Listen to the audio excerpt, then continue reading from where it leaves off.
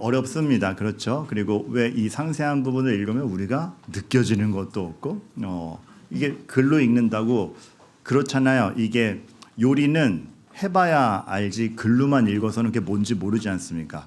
그거 읽는 느낌이랑 똑같아요. 그렇다고 만들자고 할 수도 없고 그렇죠. 그래서 이 부분을 읽는 게 굉장히 애매한데 그 유익이 뭔지 오늘 좀 나눠보도록 하겠습니다. 근데 서원적으로 여러분께 드리고 싶은 말씀이 있어요. 여러분 오늘 주제와도 상관이 많은데 여러분들은 혹시 은혜 받았다라는 말을 어떻게 정의하고 계십니까?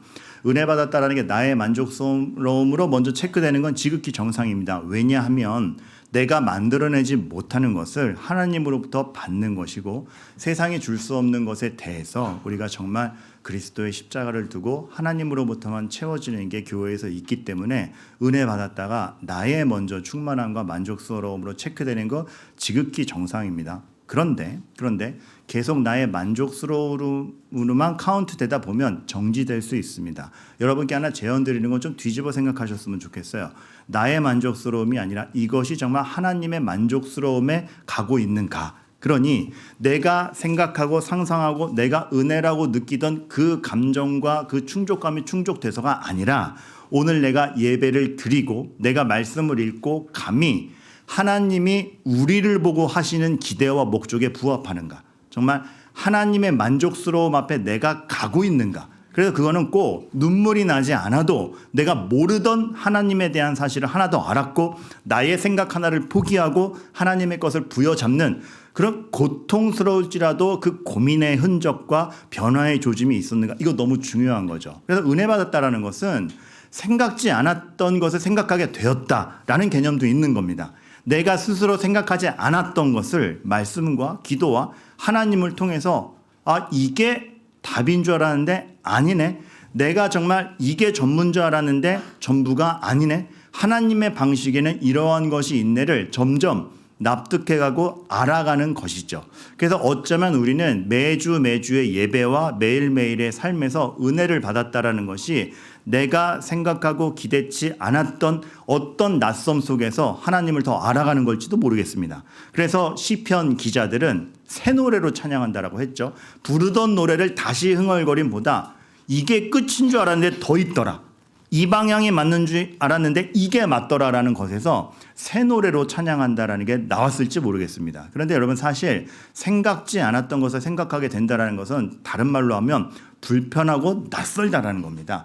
생각했던 대로 되고 기대했던 대로 충족이 되면은 만족스러워. 그런데 생각지 않았던 게 오면 그것이 답일지라도 우리에겐 불편하고 낯설죠. 그 불편과 낯섦을 받아들이는 게 저절로 되지 않습니다. 하지만 하나님께서는 여러분의 성장을 위해서라도 또한 이 땅의 것이 전부가 아니고 하나님이 제시하시는 길이 있다를 알게 하기 위해서라도 여러분에게 불편과 낯섦을 주는 시간이 있습니다. 그래서 여러분에게 감흥이 없거나 불편하거나 낯설거나 고민이 많을 때가 은혜가 없는 것이 아니라 이제 여러분의 틀을 깨고 나와서 하나님께 가는 은혜의 시간인 줄을 아시기를 바라겠습니다. 그래서 예배의 시간은 수동적이기도 합니다. 하나님이 전적으로 부여하시는 시간이니까. 하지만 그거에 대해서 내가 믿음으로 반응한다는 것은 분명히 나의 고민과 나의 결단과 어떻게든 하나님을 붙잡고자 하는 나의 의지가 필요하기도 합니다. 그거 저절로 되지 않습니다. 왜냐하면 지난주에도 말씀드렸다시피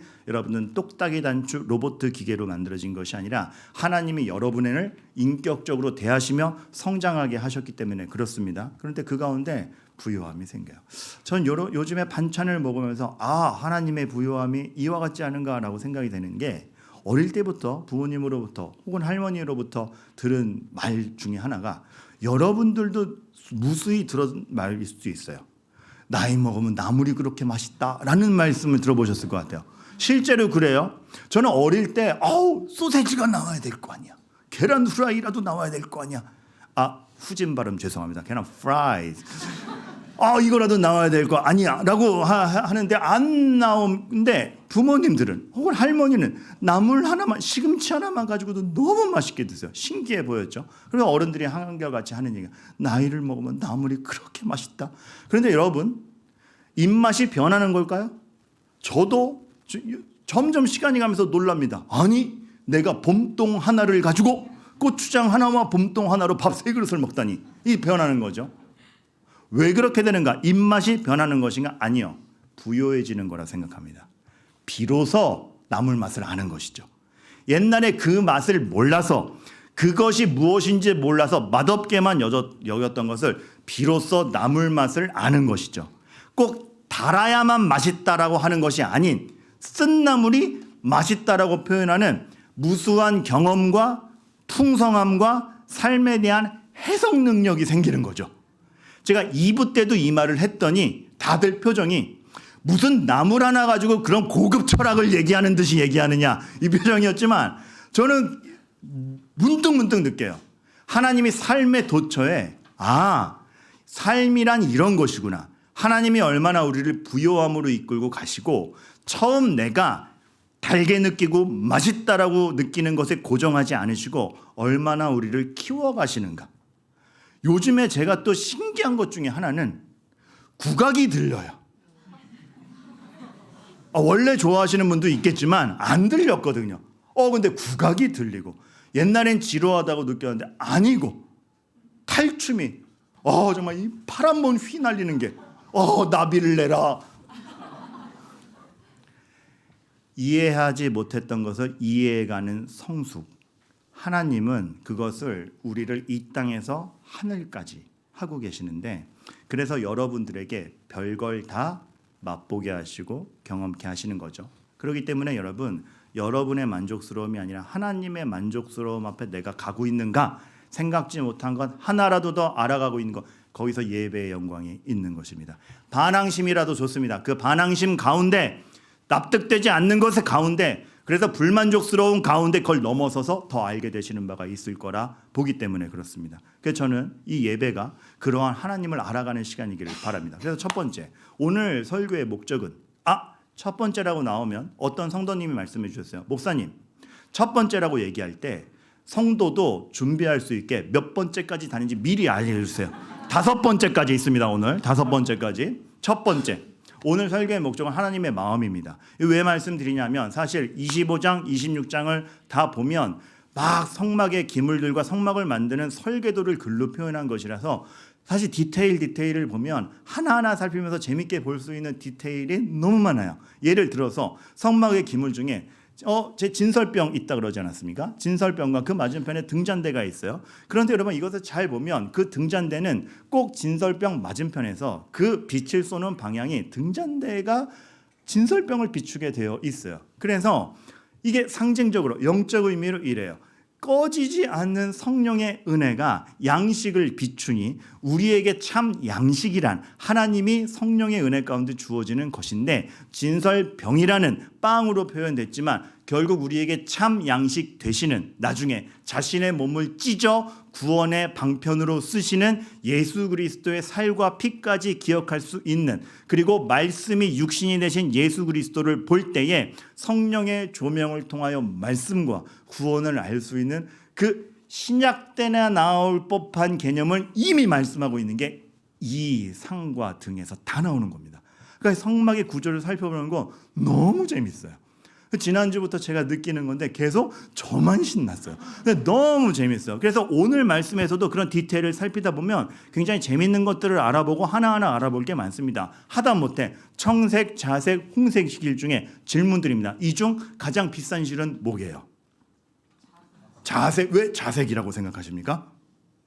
왜 근거가 있어야 될 거 아니에요. 그냥 때리셨어요? 1, 2부에서는 그런 현상이 있었습니다. 우리가 보통 쇼핑을 하면 보통 낮은 가격 순으로 정렬을 하죠. 그래서 싼 순이 아니겠는가? 여러분, 학자들이 얘기하기로 청색, 자색 이 순서가 비싼 순서대로라고 생각이 됩니다. 그래서 하나님의 기물이 얼마나 정성스럽게 되고 있는지 그리고 그 실들이 뭘 의미하는지 더 읽어보면 그것을 덮는 회막이 땅의 짐승의 가죽으로도 되는데 방수가 되는 물의 짐승 가죽으로도 되는 이것들이 하나하나 의미하는 게 무엇인가? 여러분 이 디테일을 보면서 우리가 알아볼 수 있는 성도의 자세, 교회의 본질, 그리스도에 대한 예표가 너무 많아서 재미있어요. 그런데 이 재미는 제가 잠깐 성경 공부 시간 혹은 다음 기회로 미루려고 합니다. 왜냐하면 이런 의미가 있기 때문에 그래요. 예를 들어서 여러분들이 집을 알아본다라고 할 때 어느 디테일이 제일 중요한지 한번 보세요. 화장실 세면대에 버튼 사용법, 비데가 있거나 뭐 요즘에는 조명도 그러니까 화장실 세면대에 버튼 사용법. 두 번째, 그 동네나 단지의 분리수거 원칙. 세 번째, 문 비밀번호 설정하는 방법. 여러분이 집을 알아본다라고 했을 때 이 세 가지 디테일 중에 제일 중요한 건 뭡니까? 분리수거. 보통 1, 2부 때도 그랬는데 이 답을 하시는 분들이 보통 남자분들인데 얼마나 시달리는지를 알 수 있는 거죠. 얼마나 평소에 압박을 받고 신경을 쓰니까 그게 가장 중요한지를 알 수 있죠. 또 친한 남자들끼리는 이제 미팅의 장소가 되기도 하고. 네. 제일 중요한 건 이겁니다. 이 디테일에 앞서서 선 결정되어야 될 게 있습니다. 이 집 우리가 살 집이야? 우리 집이야가 보장돼야 그 디테일이 의미가 있습니다. 제가 오늘 뭘 말씀드리고 싶냐면 등잔대의 위치, 진설병의 의미, 청색, 자색, 홍적, 홍색실의 화장실 사용 버튼의 의미를 알기 전에 이 집이 우리 집이야. 그 집에 아버지가 함께 살아. 이것이 우리의 집이야를 좀 먼저 알아봐야 되기 때문에 여러분에게 오늘 하나님 아버지 자체를 좀 확인하는 시간을 가지려고 합니다. 그래서 큰 그림으로 가는 겁니다. 그래서 두 번째 말씀드릴 건 제가 꽂힌 단어가 있어요. 그러다 보니 제가 이 본문을 읽으면서 꽂힌 단어가 있어요. 왜냐하면 어제 등록 신방을 한 가정 갔는데 제가 그 가정에 가면서 준비한 말씀이 교회 등록이라는 게 단지 행정적 등록이 아니라 우리가 정말 한 몸됨의 지표요. 하나님 손길 안에서 그리스도가 모퉁이 되고 함께 지어져 가는 중에 같은 믿음 들고 와서 함께 속한 게 얼마나 영광된 것이고 우리가 서로 간에 놓칠 수 없고 나에게 당신이 필요하고 당신에게 내가 필요한 그런 관계가 되느냐. 에베소서 2장 말씀 읽어드리면서 그리스도가 모퉁이 돌이요 함께 지어져 가느리라라는 말씀을 나누고 왔어요.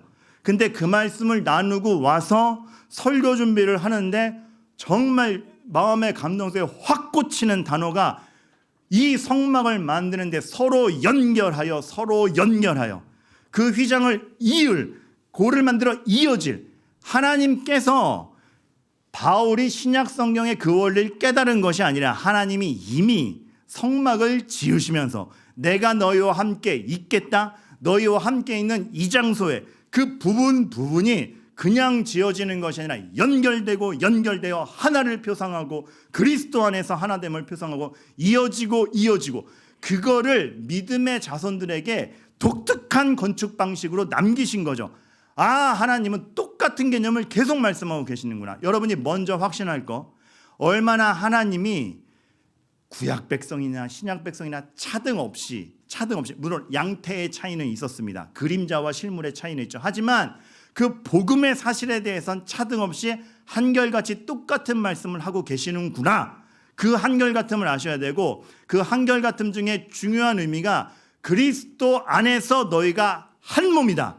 나는 너희를 그렇게 취급하고 있다. 나는 너희와 함께 가고 싶다. 그 하나님의 마음을 여러분들이 읽으시기를 바랍니다. 지금 이 자리에 나오는 것이 이게 누구나 친하다 안 친하다와 상관없이 우리의 관계가 그렇고 하나님이 여러분들을 얼마나 면밀하게 생각하시는지를 먼저 확신하시기를 바라겠어요. 그래서 교회에 나온다는 것은 취미 활동, 여가 활동, 종교 활동이 아니라 정말 끊임없이 반복하여 여러분들을 애정과 사랑으로 대하시는 실제 하시는 하나님에 대한 확신이 여러분에게 먼저 있어야 됩니다. 그래서 세 번째 여러분께 말씀드리고 싶은 것은 제 눈빛 다 읽고 있어요. 아까 5번째라 그러니까 몇 분은 기겁하셨는데 10분도 안 돼서 세 번째가 나오니까 희열을 느끼고 있어요. 그러나 또 실망을 드립니다. 4-5번째 되게 길어요. 자, 방향을 제시하시는 이가 선하신 하나님이라는 걸 여러분들이 아셔야 됩니다. 그 하나님이 우리의 방향을 제시하시고 정말 오늘 이 성막 짓는 거 보면 하나하나 다 그려주시면서 내가 너희와 함께 있다라는 것이 뭔지를 그려주시면서 가신 그 하나님이 선하신 하나님이라는 것을 여러분들이 좀 뚜렷이 아셨으면 좋겠어요. 슬기로운 의사생활에서 이게 사실 저희들이 드라마를 통해서 단편적으로 보기 때문에 그분들의 삶과 진짜 그 투쟁이 어떤지 사실 우리가 다 가늠하지 못하죠. 하지만 그 드라마를 통해 나지막히 할게요. 전 이 드라마가 참 좋은 게 누가 옳다라고 막 그렇게 하지 않아요. 이럴 수 있다. 이런 결정도 있고 저런 결정도 있을 수 있는데 이런 결정대 애통함. 그러나 그러나 뜻밖의 이런 결정에서 이런 감동이 있을 수 있구나. 그냥 겸손히 바라볼 뿐이에요. 누구를 감히 평가할 기준을 들이대지 못하게 되게 겸손하게 이 드라마를 보게 됩니다. 근데 하나 되게 생각나는 에피소드가 산부인과 의사 한 분이 정말 어렵게 아기를 가진 이분이 잘못됐어요. 수술을 하면 될까 그랬는데 수술을 해도 너무나 가망성이 없어요. 그러다 보니까 더 이상 할 것이 없습니다라고 선언을 해버려요. 그러니까 그 말을 듣는 산모가 안 돼요 선생님, 안 돼요 선생님, 막 울며 매달려. 너 서로 간에 안타깝죠. 근데 이 산모가 밤새 고민을 하다가 나중에 다른 의사 선생님을 불러가지고 간호사 선생님이랑 의사 선생님한테 이렇게 얘기를 해요. 제가 정말 아닌 줄 아는데, 무례한 줄 아는데, 이러면 진짜 예의가 없다라는 거 아는데 제 염치 불구하고 말씀드리는데 딴 선생님 한번 바꿔주시면 안 돼요? 그게 옳다 그르다를 떠나서 그냥 엄마의 마음인 거예요. 딴 선생님으로 바꿔주시면 안 돼요? 너무나 염치가 없어요. 염치가 없죠. 그런데 그 다음 말이 마음을 때려. 전 지금 염치라는 게 없습니다. 염치라는 게 없습니다. 근데 이거를 볼 때에 이게 우리 삶 아닌가? 여러분이 어떤 위기에 몰렸을 때 여러분의 심정이 다 이렇잖아요. 염치를 부릴 겨를이 없습니다. 이거 어떡하냐? 이거 해결하기 위해서는 어떡하냐? 나 이거 포기 못하는데 어떡하냐? 답은 없는데 고매할 수는 없고 염치라는 게 없어요. 염치라는 게. 그때 거기서 그래도 주인공이 해주는 말 하나가, 판단은 똑같아요. 가망성 확률이 너무 낮습니다. 너무 낮는데 하지만 그 확률이 제로는 아니기에 그 확률에 모든 걸 걸고 최선을 다해 보겠습니다. 그러니까 사실 상황이 좋아진 건 아니에요. 하지만 그 낮은 확률에라도 걸어보는 거에 아직 해결된 건 없는데 감사합니다가 나오는 게 사실 이거 우리 인생 아닌가 싶어요. 여러분에게도 얼마나 답 없는 싸움과 아직 답이 주어지지 않았지만 실막 같은 희망이라도 있으면 그거 붙잡고 우는, 그렇죠? 근데 여러분, 이것도 이게 위로가 될 수 있구나 싶은 이 대사에서 그 낮은 확률에 모든 걸 걸고 최선을 다해 보겠습니다도 위로가 되는데, 하물며 죽음이라는 0%의 확률에서 십자가를 대셔서 100%의 생명을 만들어내시는 하나님이 우리 아버지라고 생각하면 여러분들이 여러분 삶에 대해서 자긍심과 용기를 좀 내야 되지 않겠습니까? 그러니까 여러분의 삶에 뭔가 분명한 게 보이지 않을 때가 더 많을 것이지만 이미 그 하나님이 여러분의 아버지라는 걸 알 때 어떻게든 선택하여 나아가보고 가만히 있지 않고 잘못 선택한 것 같지만 그러나 하나님을 부여잡고 용기를 내보고 일어설 명분을 갖게 되지 않겠냐라는 겁니다. 그저 이 드라마의 의사 선생님처럼 작은 확률에 해보겠습니다를, 그것도 너무 고마운데 넘어서서 확률에 거는 게 아니고 0%를 나를 걸고 100%로 약속하마가 하나님의 선언인 걸 안다면 여러분이 하나님이라는 존재, 예수 그리스도의 십자가를 대하는 게 좀 진지해야 되지 않겠습니까? 여기에 뭐가 있는가? 내가 이걸 믿는다는 건 뭔가? 오늘 나의 삶의 성공과 실패를 나는 뭘로 따지고 있는가? 왜 용기가 안 나는가? 왜 오늘 하루는 버렸다고 생각하는가? 그래도 어떻게든 최선을 다해 선택해보려는 나의 노력이 무의미하지는 않으면 뭔가가 믿음으로 현실 안에서 분명하게 해석이 돼야 돼요. 그리고 여러분들 정말 하나님께 의지한다라는 그 모습을 보여주셔야 됩니다. 제가 지난주에 그 죄에 대한 책을 읽는데 기독교 격언같이 남아있는 말이기도 한데, 사탄에 대해서, 죄에 대해서 얼마나 무섭게 표현이 됐냐면, 여러분, 사탄은 사소한 것까지도 만전을 기한다라고 나와요. 여러분, 사탄 무시하지 마세요. 우리보다 지략과 여러 가지 총명함이 방향이 악이라서 그렇지 우리를 능가하는 존재입니다. 쉬지도 않고 일하는 존재, 잠이 필요 없는 존재가 사소한 것까지 악한 의도를 두고 만전을 기한다? 여러분 이거 견디실 수 있을 것 같습니까? 진짜 두려운 거야. 여러분이 전 요즘 아무 문제도 없어요. 사소한 것까지 만전을 기한 사탄이 여러분 눈 가린 거 아니에요 혹시? 여러분은 잘됐다고 판단해서 가는데 최악은 아닙니까? 사기꾼에게 걸려든 인간도 확신하고 가는데 완전 나락으로 가지 않습니까? 아니면 여러분의 되게 조금 아주 작은 문제인데 사탄의 그 계략에 넘어가서 이걸 이만큼 뻥튀기해서 봐서 좌절할 상황이 아닌데 그냥 스스로 좌절로 가는 그런 삶을 버림은 있지 않습니까? 그렇게 사단은 여러분을 정말 나락으로 보내기 위해서 사소한 것까지 만전을 기하는 채로 있어요. 뭘 여러분이 스스로 장담할 수 있을까 싶은 거 사실 고민해야 돼요. 근데 여러분 여기서 그래서 제가 여러분 경계하시고 두려워 떠세요. 이게 아니고 그런 와중에 오늘 본문을 읽을 때 너무 위로가 되는 거예요.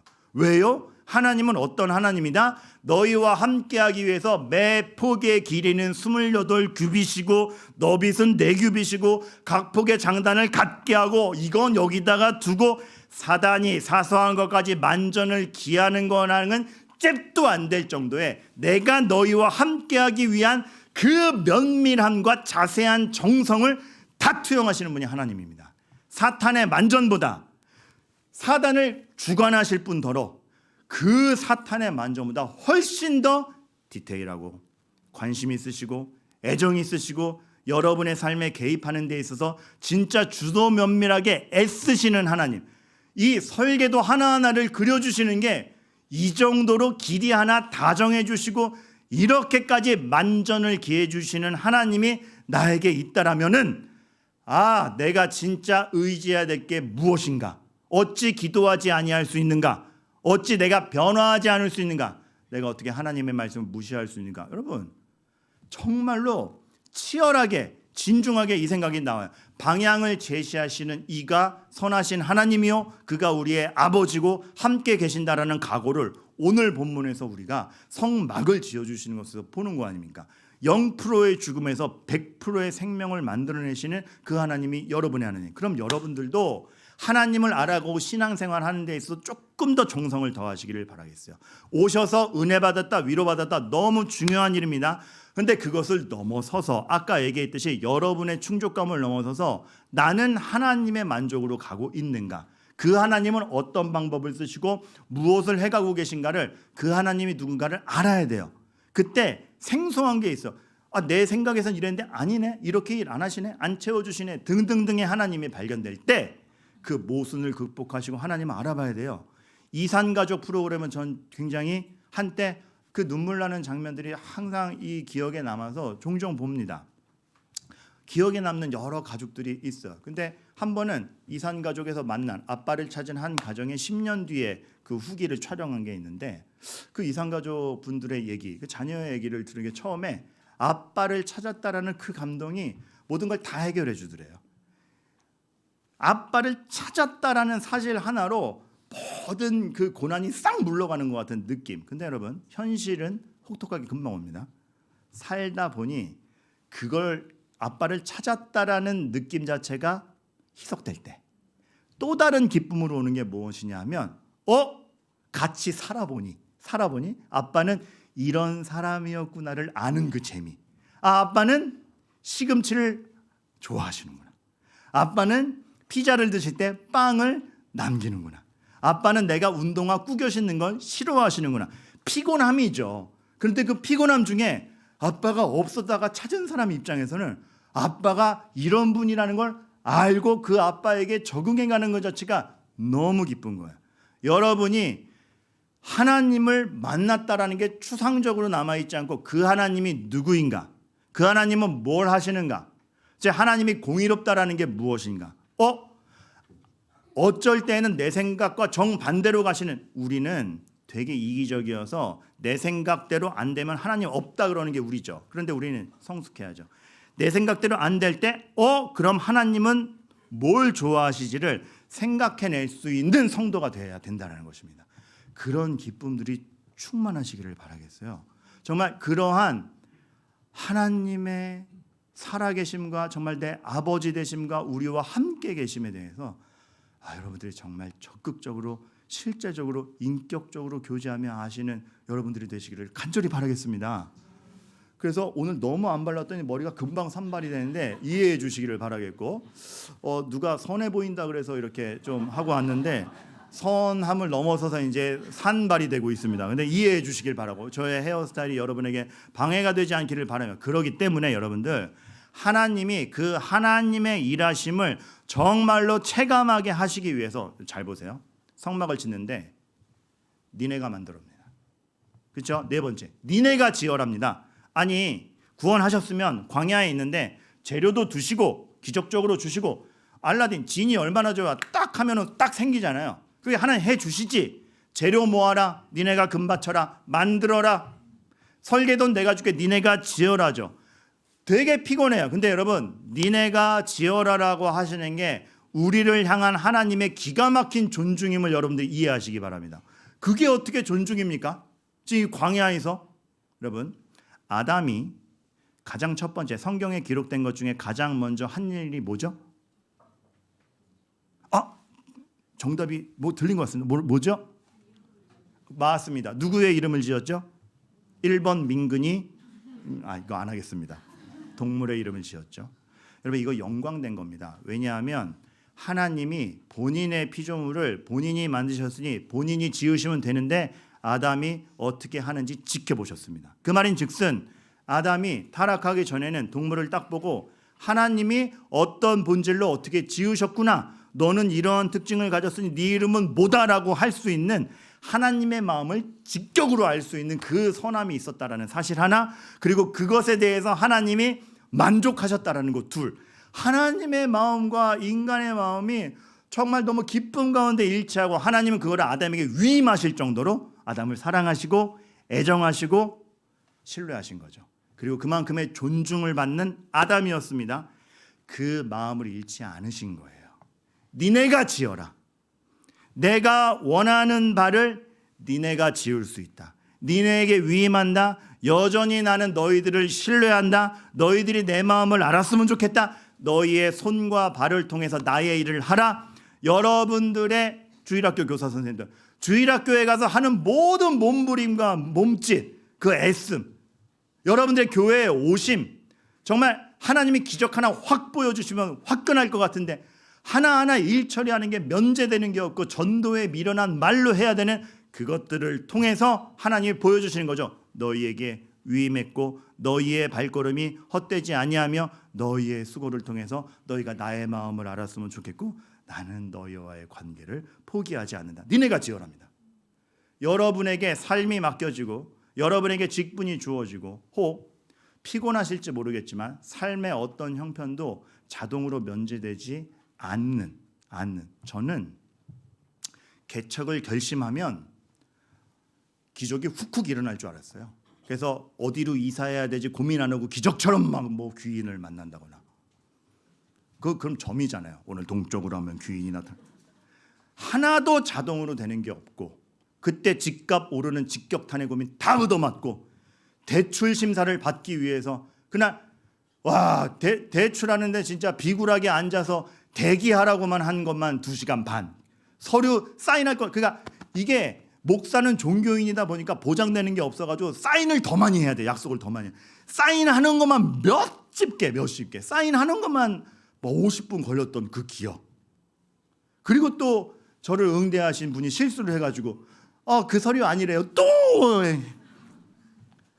하나도 면제되지 않는데 그 면제되지 않는 것에서 나의 삶의 근거와 나의 삶의 자긍심과 이 현실이 하나님의 성도됨을 무너뜨릴 수 없다라는 걸 알아가는 거죠. 알아가는 것이고 하나님이 너와 함께하는 나의 이름이 그 현실보다 크다를 보여주시는 겁니다. 그렇게 우리는 세상에서 체감되는 그리고 나의 죄의 성향에 이끌려가지 않고 하나님이 장담하시고 약속하시는 것에 점점 생각해가는 삶을 살아가며 하나님 알아가는 겁니다.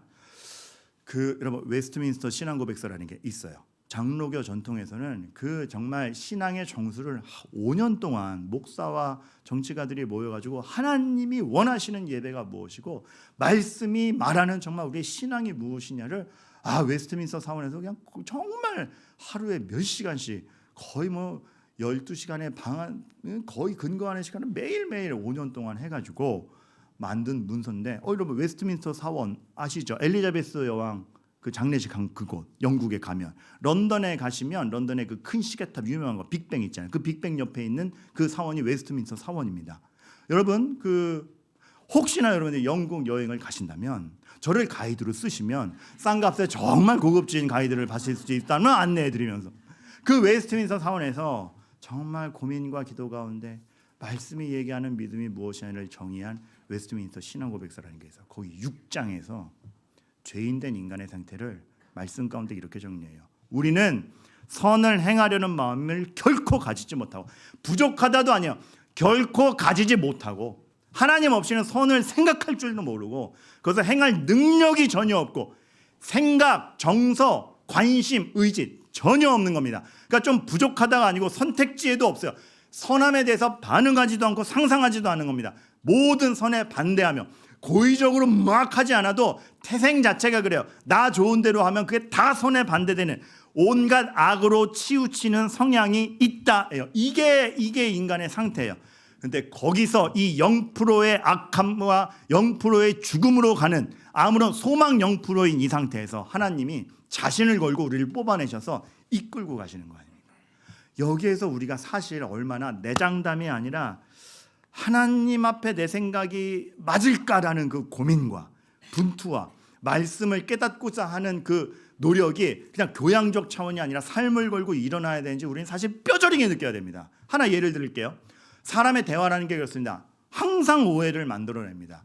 이 사람의 말도 항상 오해를 만들어내요. 왜냐하면 사실은 사실이에요. 근데 다 원래 인간이 하나님의 형상을 닮아 내 이웃을 내 몸과 같이 사랑하도록 만들어졌습니다. 삼위일체 하나님이 하나이듯이. 그런데 죄가 분열을 가져오고 너와 내가 분리되고 내 망신 네 망신 서로 가리고 이기적으로 자기를 죄로 확 오그라든 동시에 자기 안으로 이기심으로 확 꺾어 들어간 게 인간의 죄의 성향입니다. 그래서 자기 것만 생각하지 타인을 향한 선이라는 걸 생각하지 않는 게 죄의 문제예요. 그 상태로 얘기하다 보니까 사람 사이에는 아무리 자기 나름대로는 정직하게 얘기해도 오해가 생겨요. 그렇죠. 부모와 자녀 간의 관계에도 자녀는 자녀 입장에서 자기의 정직함이요, 부모는 부모 입장에서 그래도 자녀 사랑해서 얘기한 건데 왜 싸움이 되죠? 참 신기하죠. 오해가 일어나요. 감사합니다라는 드라마에서 보면 감사팀의 얘기가 나오는데, 그래서 주인공 신하균이 이제 감사팀장으로 나오는데 너무 저돌적으로 일해요. 그래서 정말 그 회사의 악한 뿌리를 뽑기 위해서 비리 문서가 들어있는 노트북을 쟁취하기 위해서 막 그 건설 현장에까지 가가지고 막 그 사람을 추적해가지고 노트북을 찾아오고, 그리고 악한 사람들이 숨어 있으니까 그 사람 찾아내려고 일부러 자기가 잘못한 척하면서 아이고 죄송합니다 제가 물러나겠습니다라고 유인 작전을 펼친 다음에 그 숨어있던 사람들이 싹 드러나게 해서 또 딱 잡고, 그러니까 자기 희생도 마다하지 않는 거고, 되게 중요한 회사 행사가 있는데 그 행사 전에 일을 해결하기 위해서 새벽 4시까지 일 처리를 하고 너무나 충성되죠. 그런데 이 사람에게 감사팀장을 감사하는 팀이 붙어버립니다. 악한 세력이죠. 그 팀이 와가지고 딱 얘기하는데 같은 사실이 다르게 해석되는 거예요. 당신 공사 현장까지 가서 압박했다면서요. 아니 그 비리 문서를 찾으러 갔던 그 정성이 공사 현장 가서 압박하는 게 되는 거예요. 유인 작전이 당신이 잘못했다고 공개적으로 시인하셔서 당신이 잘못된 거네. 행사를 위해서 새벽까지 일 처리한 게 무슨 결례입니까? 새벽 4시에 사람을 찾아가고로 되는 거예요. 그래서 하나하나가 다 죄가 돼버리는 거예요. 여러분 누구 말이 더 맞아요? 둘 다 맞죠. 뭐가 달라요? 관점이 달라요. 무슨 관점이 달라요? 다 자기 입장에서의 관점이죠. 사람은 자기 입장 이상을 생각하지 못하는 본능이 있고 그 죄의 영향 중에 하나입니다. 그러다 보니까 오해가 생기죠. 둘 다 충실했고 둘 다 자기 입장에서 얘기했는데 너무나 결이 달라요. 인간이 이런 채로 대화합니다. 그런데 여러분 여기서 우린 생각해야 됩니다. 오해를 푼다라는 게 뭔가? 다 억울해요. 사람은 다 억울해요. 신기하죠? 다 억울해요. 내가 억울해 죽겠는데 나를 억울하게 만든 사람은 나보다 더 억울하게 하고 있어서 그게 또 기가 막힌. 그러다 보니까 싸우다 보면 더 열을 내게 되죠. 인생이 자기 증거물로 자기 증명해서 답이 없습니다. 내가 더 센 사람이 된다고 이 오해가 풀리지 않습니다. 여러분 오해라는 것도 정의를 다시 해야 되는데요. 오해를 푼다라는 건 내가 싸워서 이겼고 내가 옳고 네가 틀렸다 증명하는 거 아니에요. 근데 우리는 보통 그렇게 하죠. 오해라는 것은 우리 둘 다 악으로 가지 말자라는 게 오해를 푸는 겁니다. 서로 증명해봤자 증거 싸움밖에 안 돼요. 그런데 우리 함께 가겠느냐? 한 방향으로 가겠느냐? 우리 둘 다 죄인이다를 적어도 교회에서는 인정할 때 그 상태에서 얘기하는 게 오해가 풀리는 거예요. 그거 아니면 사람들 다 자기 방향으로 갑니다. 그거 생각하면, 그런 죄의 영향력 생각하면, 우리가 오늘 성막 만드는 이 말씀 오기 전에 출애굽기 20장, 21장, 22장 거기서 율법으로 나왔던 것 중에 이런 말씀이 하나하나 다시 들어오죠. 내가 만일 내 원수의 길 잃은 소나 나귀를 보거든 반드시 그 사람에게 돌릴지며. 우리에게 있어서 원수는 갚아야지가 정석입니다. 성경은 그 죄에 끌려가지 말고 원수도 헤아려 도와라. 그러니까 죄의 성향대로 가지 말아라를 말씀하시는 그 하나님, 그 하나님이 우리 하나님인 겁니다. 그러니까 우리의 태도가 오해는 있어요. 다 오해는 있어요. 다 억울해요. 억울함을 푸는 게 목적이 아니라 우리가 같이 죄에 넘어가지 말자라고 단언할 수 있는 게 교회의 사랑이요 화평이어야 되는 겁니다. 이거는 여러분에게 어떤 다 봐주세요. 좋은 게 좋은 걸 하는 거 아닙니다. 억울함과 앙심이 동기가 되지 말고 정말 죄에 넘어가지 말자라는 그 나의 죄의 본능을 억제한 기도와 하나님을 의지한 가운데 결정을 내려도 내리시라는 얘기입니다. 그럴 때 아량을 베풀어도 진짜 아량이고 결단을 내려도 너 그거 아니야 할 수 없어라고 매섭게 결단을 내려도 진짜 결단이고 화해를 해도 진짜 화해이고 뭔가 결정을 하더라도 그게 진짜 결정이 될 수 있다라고 얘기를 하는 겁니다.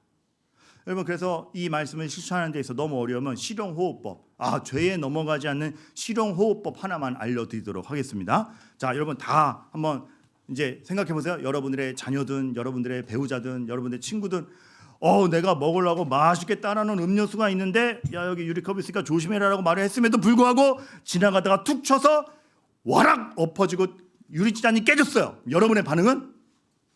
아이 조심하라 그랬잖아. 본능적 반응이죠. 자, 그래서 실용호흡법, 악에 넘어가지 않는 실용호흡법 하시기 바랍니다. 이번 주 여러분이 반드시 해야 될 법, 반드시 기억하세요. 네, 여러분 농담처럼 얘기했지만 현장 가면 생각할 겨름 없이 또 소리 지를 거예요. 근데 거기서 우리가 분을 내어도 하루를 넘기지 않는 하나님이 제시하시는 것이 무엇인지를 끝끝내 찾아가자라는 겁니다. 오해라는 게 없을 수 없어요. 근데 여러분, 죽음에서 부활 소망이 더 선명하듯 오해와 갈등과 어려움 가운데에서 우리의 믿음과 선택이 더 빛나요. 서정주 님의 참 국가원 옆에서 시, 저희 1년이 유명하지만 새는 그렇게 울었나 보다. 저 이연을 너무 좋아해요. 어제 이거 찾는데 한참 걸렸어요. 유명한 시인인데도 제가 서정주 시인을 찾아야 되는데 검색어를 1시간 동안 서동주로 찾아가지고 계속 서세원 씨 딸만 나와가지고 왜 안 나오는 거야 막 그랬는데 한 송이 국화꽃을 피우기 위해 천둥은 먹구름 속에서 또 그렇게 울었나 보다. 하나의 생명을 위한 모든 것의 움직임의 이 고통. 근데 바꿔보겠습니다. 정말 우리가 스스로 만들어내서 한 송이의 아량과 이해와 그러나 때로는 분명한 결단을 꽃피우기 위해 우리는 오해 속에서 또 그렇게 싸웠나 보다. 1, 2, 3부 다 했는데 란 탄성이 나온 건 3부가 유일합니다. 감사합니다. 여러분, 여러분의 그 삶의 현장에서 하나님이 그 믿음을 빛나게 하실 겁니다. 마지막 5번째, 그래서 하나님의 섬세함을 믿으시기 바랍니다. 조수미 씨는 맨발로 맨바닥을 디디지 않습니다. 집에서도. 왜요? 고급스럽게 자라서 고귀해서? 아니요. 맨바닥으로 찬 바닥을 디뎌서 행여나 찬 기운이 순간 올라와서 기침 한 번이라도 할까 봐 목을 손상시키는 것은 어떠한 것도 하지 않습니다.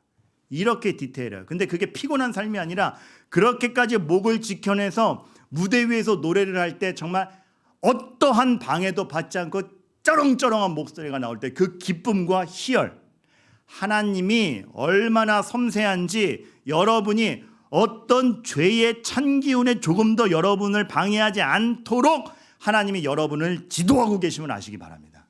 그래서 여러분들이 어떠한 죄의 영향에 잔기침도 하지 않도록 만들고 싶은 게 하나님인 줄 안다면 그 하나님의 섬세함을 믿으시기 바랍니다. 그러면 여러분이 마주치는 삶이 어려움이 올 때 능히 기도하십시오. 치워 주시옵소서. 근데 하나 더 기도하세요. 안 치워 주실 경우에 그럼 내가 봐야 될 게 뭐야? 왜요? 하나님은 섬세하시고 하나님은 분명히 일하시는 분인데 치워달라는 기도에도 응답을 안 하시는 거 보면 내가 모르는 게 있으니 내가 봐야 할 게 뭔가를 보자 라는 결의로 살아가는 겁니다. 하나님 신뢰하시기 바랍니다. 저는 이번 한 주간 여러분들에게 하나님이 실제이기를 바라겠어요. 정말로 여러분들의 왜 내가 기도해야 되는지, 왜 내가 말씀을 읽어야 되는지, 교회에서 그 당연하게 얘기하는 게 그냥 버릇처럼 얘기하는 게 아니고 얼마나 실제적인 것인지, 하나님이 여러분에게 얼마나 면밀히 역사하시는지를 여러분의 삶 속에서 진심으로 체감하시기를 간절히 바랍니다. 그래서 여러분 알아가세요. 여러분에게 얼마나 만족스러운 삶이 오느냐가 아니라 이 하루에서 하나님은 뭐지? 이 현실을 마주하게 하는 하나님의 뜻은 뭐지? 하나님은 어떤 분이지? 여기서 난 어떻게 해야 되지? 거기서 기도가 나와도 나오는 것이고, 위로를 받아도 받아는 것이고, 목사를 찾아와도 찾아오는 것이고, 말씀을 읽어도 읽는 것입니다. 실제입니다. 몇 규빈 실제다. 만들어라. 너희와 함께 있다. 주님의 은혜가 함께 하시길 축원합니다.